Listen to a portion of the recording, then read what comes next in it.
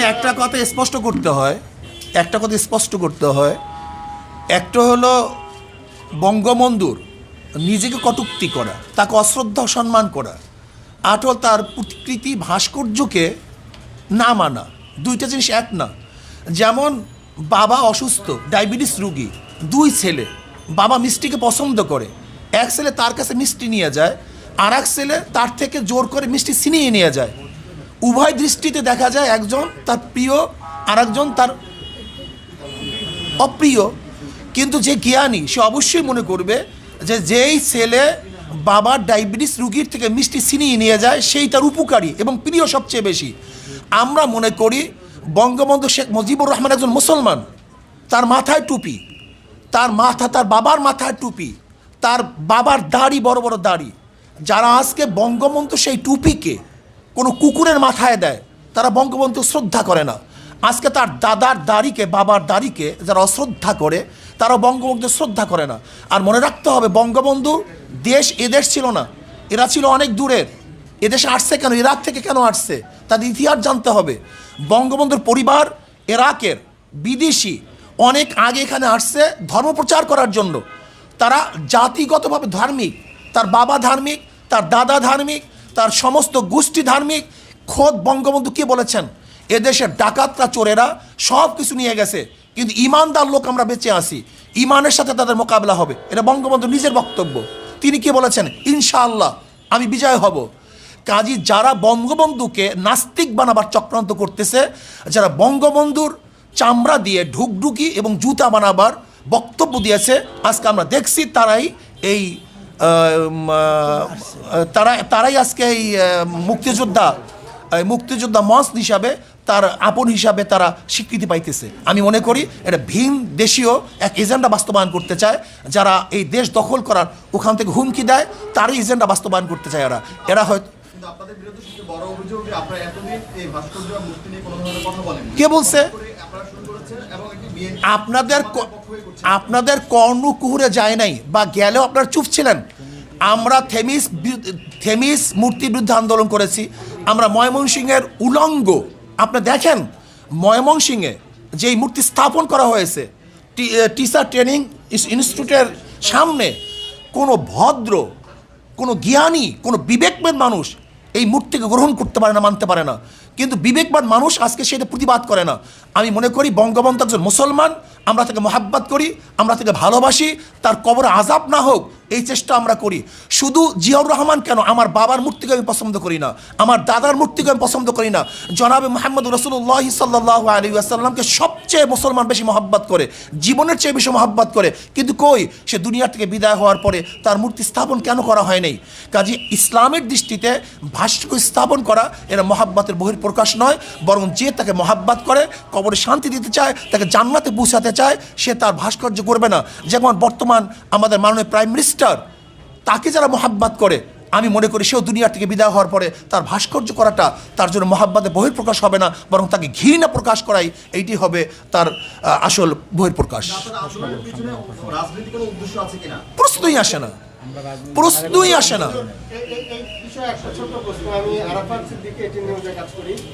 আপনারা বলছেন যে আপনারা সরকারের কাছে আপনাদের বক্তব্য, মুসলমানদের বক্তব্যটা তুলে ধরেছেন, তাদের দাবিটা তুলে ধরেছেন।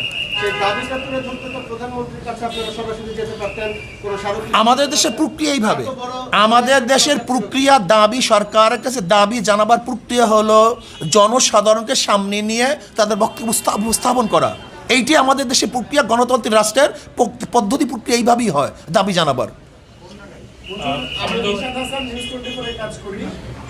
যে সংগঠনগুলোর কথা বলছেন বা যারা আপনাদের সাথে মামলা করেছেন, তাদের দাবি হচ্ছে যে ভাস্কর্য এবং মূর্তি এক নয়, এবং গেল কয়েকদিন ধরে এই ধরনের বক্তব্য আমরা গণমাধ্যমে পাচ্ছি। তো আসলে আপনাদের কাছে আমি এটার সাথে যুক্ত করতে চাই যে সরকার, মানে যাদের পক্ষ থেকে মামলাগুলো করা হয়েছে বা যারা এই যে আপনাদের বিরোধিতা করছে, তারা বলার চেষ্টা করছে যে শুধুমাত্র বাংলাদেশেই না, পৃথিবীর বিভিন্ন ইসলামী দেশেও নানান ধরনের ভাস্কর্য তৈরি হয়েছে এবং সেগুলো তাদের ঐতিহ্যকে লালন করছে। সুতরাং ভাস্কর্য এবং মূর্তি এক নয়, এবং ভাস্কর্য আসলে শরীয়ত বিরোধী নয়, এবং যারা ভাস্কর্য বিরোধিতা করছে তারা ধর্মের অবদান দিচ্ছে। আপনাদের যুক্তিটা ব্যাস, আলহামদুলিল্লাহ, কত সহজ। যদি তারা ভাস্কর্য স্থাপন করে, মূর্তি স্থাপন করবে না। যদি এটা সরকারের আন্তরিকতা হয় তাহলে এখন প্রমাণ করা দরকার ভাস্কর্য মূর্তি এক কি এক না। যদি এক না হয় তাহলে দ্বিতীয় প্রশ্ন আসবে, আর যদি এক হয় তাহলে তারা ফিরে আসবে। আমি প্রশ্ন করতে চাই, যারা মূর্তি স্থাপন করে তাদেরকে কি বলা হয়? ভাস্কর বলা হয়। আর যারা ভাস্কর্য স্থাপন করে তাদেরকে বলা হয়, তাদের ভাস্কর বলা হয়। সহজ কথা। মূর্তি স্থাপন, মূর্তি যে বানায় তাকেও ভাস্কর বলা হয়, যে ভাস্কর বানায় তাকেও ভাস্কর বলা হয়। গতকালকেও যে বঙ্গবন্ধুর যে কুষ্টিয়ায় মূর্তি ভাঙা হয়েছে, বা আপনারা যেটা বলেন ভাস্কর্য ভাঙা হয়েছে, কলকাতার অনলাইন পত্রিকায় নিউজ হয়েছে যে বাংলাদেশে বঙ্গবন্ধুর মূর্তি ভাঙায় নিয়ে উত্তেজনা তৈরি হয়েছে। এবং কলকাতা আনন্দবাজার পত্রিকা সহ অনেক পত্রিকার আমাদের কাছে রেফারেন্স আছে যে সেখানে মহাত্মা গান্ধীর যে ভাস্কর্য এটাকে মূর্তি বলা হয়েছে, এবং লেনিনের যে ভাস্কর্য এটাকে মূর্তি বলা হয়েছে, বিবিসিতে বলা হয়েছে। লেনিনের 100 বছর পূর্তিতে আনন্দবাজার সেটা সম্পাদকীয় করেছে, তাই না? এবং সেই যে বিভিন্ন জাদুঘরে প্রিয়াঙ্কা চোপড়া এবং এই যে শ্রীদেবী তাদের মূর্তি স্থাপন করা হয়েছে, এটাকে মূর্তি বলা হয়েছে। এটা তো পূজা করে না কেউ, এটা তো ভাস্কর্য। শোন, স্পষ্ট হতে ইসলামের দৃষ্টিতে আমি পরিষ্কারভাবে বলতে চাই, একটা হলো ভাস্কর্য বা মূর্তি স্থাপন করা, আর সেটাকে পূজা করা। যদি কেউ মূর্তিকে পূজা করে সেটা শিরক হবে, আর স্থাপন করে হারাম হবে, নাজায়েজ হবে। যেমন কেউ যদি মদ পান করে হারাম হবে, কেউ যদি জায়েজ মনে করে বেঈমান হবে, কুফুর হবে। কেউ নামাজ না পড়লে ফাসেক হবে, কেউ অস্বীকার করলে কাফের হবে। ঠিক কেউ মূর্তি স্থাপন করলে এটা হারাম হবে, নাজায়েজ হবে। কেউ সেখানে সেজদা করলে, তার কাছে আরাধনা করলে সেটা শিরক হবে। একই জিনিস।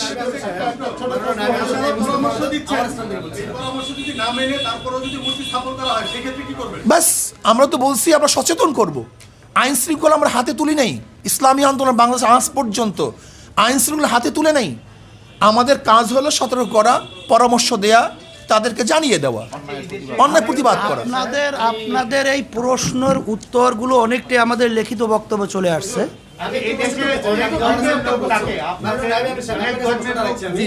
প্রশ্নটি হলো যে ভাস্কর্য ভাঙ্গার আন্দোলন নিয়ে বা বর্তমানে কিছু বক্তব্যকে ঘিরে দেশের 3 জন আলেমের নামে রাষ্ট্রদ্রোহ মামলা হয়েছে, সেখানে আপনিও আছেন। এই বিষয়টা এখানে এসেছে। আমার প্রশ্ন হলো, রাষ্ট্রদ্রোহী মামলা হয়েছে আপনার নামে, আপনার প্রতিক্রিয়া কি ব্যক্তিগতভাবে? আসলে রাষ্ট্রদ্রোহ মামলা হয় নাই, প্রক্রিয়া আছে। রাষ্ট্রদ্রোহ মামলা হওয়ার জন্য যে পদ্ধতি পন্থা, সেটা তার প্রক্রিয়া আছে। আমি মনে করি এটা আমাদের উপর অবিচার করা হয়েছে। আমরা রাষ্ট্রদ্রোহ কোনো কাজ করি নাই, বরং যদি এই মামলা আমাদের বিরুদ্ধে হয় তাহলে আমি মনে করবো অবৈধভাবে আমাদের উপর জুলুম করা হয়েছে। সরকার আমাদের উপর জুলুম করছে এবং জনগণের কাছে আমরা এটা উপস্থাপন করব, জনগণের বিচার করবে।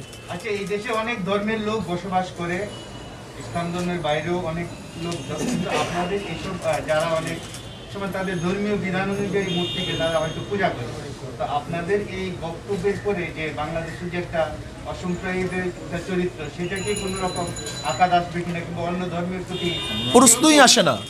আমাদের আজকে বক্তব্য আপনি শুনছেন, ইসলামের নীতি আদর্শ এবং দৃষ্টি, এটা আমরা পরিষ্কার বলছি। কোনো ধর্মের উপরে, তাদের কার্যক্রমের উপরে ইসলাম কোনো জিনিস চাপিয়ে দিয়ে বাধ্য করা হয় নাই। এটা পরিষ্কার আমাদের আজকে বক্তব্য লেখা আছে। শ্রদ্ধাভাজন আমার সাংবাদিক বন্ধুগণ, যদি ইসলাম মূর্তি ভাঙ্গার আদর্শ লালন করত, বিজাতীয়দের মূর্তি যারা পূজা করে লালন করত, তাহলে পাক উপমহাদেশে 800, 750 বা 900 বছর পর্যন্ত মুসলমান শাসক হওয়া সত্ত্বেও এদেশে মূর্তি থাকে কিভাবে? কিন্তু কোনো মূর্তি তো ভাঙ্গা হয়নি। হুজুর, আপনি ভাস্কর্যের যে ব্যাখ্যাটা দিয়েছেন, ভাস্কর্যে যদি প্রাণীর ছবি থাকে তাহলে সেটাই তো আসলে ইসলামের জন্য হারাম। এবং সেই সঙ্গে কিসের জন্য? চিত্রকর যারা ছবি আঁকেন তারাও তো আসলে হারাম কাজ করছেন, তারাও তো আসলে নিকৃষ্টতম জায়গায় নিক্ষিপ্ত হবে। তো আমার প্রশ্ন যে বঙ্গবন্ধুর অনেক দিন ধরে তো চিত্রাঙ্কন প্রতিযোগিতা হচ্ছে, বঙ্গবন্ধুর ছবি আঁকা হচ্ছে, আপনারা আচ্ছা আমি একটা কথা বলি, আমরা তো বলছি শোনে, আসলে না, আমরা বলছি আগেই এর প্রতিবাদ আমরা আগেই করছি। হুট করে হলো কীভাবে? এদেশে হাজারো খুন হয়েছে, কিন্তু সিনহা খুন হওয়ার পরে সেটা আলোচনায় চলে আসছে। এদেশে হাজারো ধর্ষণ হয়েছে, কিন্তু লক্ষ্মীপুরে ধর্ষণ হওয়ার পরে আলোচনায় চলে আসছে। এদেশে হাজারো খুন হয়েছে, আবরার হত্যা হওয়ার পরে সেটা আলোচনায় চলে আসছে। কাজী সব জিনিস সবসময় আলোচনা আসে না। কিন্তু আমি প্রশ্ন করতে চাই, শুধু একটা কথা বলতে চাই, যে আজকে যারা আলেমদের বিরুদ্ধে অপবাদ দিচ্ছে, এদের চরিত্র কি? ধর্ষণের সেঞ্চুরি এরা পালন করছে। যারা ধর্ষণের সেঞ্চুরি পালন করছে তারা আলেমের বিরুদ্ধে অপবাদ দিচ্ছে, যাদের ট্রাঙ্কের মধ্যে বাচ্চা পাওয়া যায় তারা আলেমদের বিরুদ্ধে অপবাদ দিচ্ছে, যারা ধর্ষণ করাবার হাজার মানুষকে হত্যা করছে, আমাদের মা বোনদেরকে হত্যা করেছে, তারা আজকে আলেমদের বিরুদ্ধে চরিত্রে অপবাদ দিচ্ছে। আমি মনে করি চালন যদি সুইকে বলে তোর পিছনে ছিদ্র, এইটা সেই অবস্থায় পুষতে, যারা এদেশে ধর্ষণ, লুট, তরাস, খুন, গুম, যারা সেঞ্চুরি পালন করছে তারা আজকে আমাদেরকে বলতেছে আমরা দেশদ্রোহী, আমাদেরকে মল্লযুদ্ধের জন্য আহ্বান করতেছে। আমরা তাদের সাথে মল্লযুদ্ধ করতে চাই না। তো আপনারা তো নানান বিষয় নিয়ে সবসময় সোচ্চার থাকেন, মাদ্রাসায় যে ছাত্র নির্যাতন হয় সেইসব বিষয় নিয়ে আপনারা 100 বার বলতেছি, আমরা 100 বার বলতেছি, যেখানে অপরাধ আছে তার বিরুদ্ধে আমরা করি, কিন্তু অপরাধ চাপিয়ে দেয় মন্দিরের মধ্যে, গির্জার মধ্যে। শুধু তাই না, আজকে দেখেন আপনি যে আমরা তো এইটার প্রতিবাদ করি, বরং যারা এইটার সমকামীর আইন পাশ করার জন্য যারা বারবার উত্থাপন করছে আমরা তাদের বিরোধিতা করছি। কাজে এইটার বিরোধিতা আমরা। শুধু তাই নয়, আজকে দেখেন হুমায়ুন আহমেদের ঘেটো ছেলে কমলা, ঘেটুপুত্র কমলা, এই ঘেটুপুত্র কমলার এই সিনেমার মাধ্যমে, নাটকের মাধ্যমে এইটা তো গোটা দুনিয়ার মধ্যে ছড়িয়ে দেওয়ার অপচেষ্টা তারা করছে।